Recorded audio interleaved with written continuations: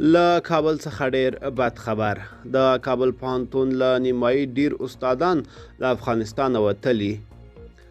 بی بی سی پښتو پاڼې ته معلومه شوې د کابل پوهنتون د هغو استادانو شمیر چې له افغانستانه وتلي اوس له 400 اوښتي.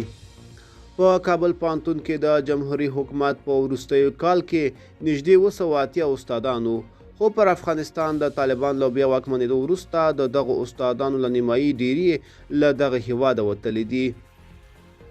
له بی بی سی سره ګڼو هغو استادانو چې له افغانستانه وتلي په خبرو کې ویلي د وتو یو اصلي لامل یې په اکاډمیک چاپیریال کې د طالبانو د حکومت لاسوهنې دي.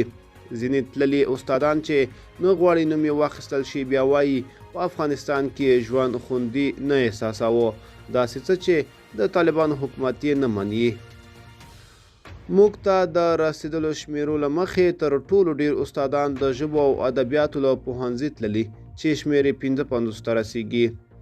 د ښکلو هنرونو له پوهنځي 44، له کرنې پوهنځي 32، له انجینرۍ 22، له کمپیوټر ساینس 22، له حقوق او سیاسي علومو پوهنځي 21، له ارواپوهنې 14، د ټولنیزو علومو له پوهنځي 14 او د عامه ادارې له پوهنځي 12 استادان تیرو نږدې 20 میاشتو کې له افغانستانه وتلي دي. د کابل پوهنتون چې شاوخوا 100,000 محصلین لري، له ځینو نورو پوهنځیو او څانګو یې هم له هر یو له 10 ډیر استادان بهر ته تللي دي.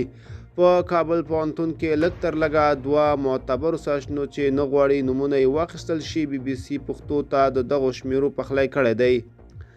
د معلوماتو له مخې له کابل پوهنتونه ډیری وتلي استادان یا ماسټرانو او یا یې د دکتورا تر کچې زده کړې کړې وې. ملګرو، دا به زموږ چمتو شوی ویډیو د لا ښکلو ویډیوګانو لپاره موږ سره پاتې شئ. تر بیا ښه وخت، ښې چارې.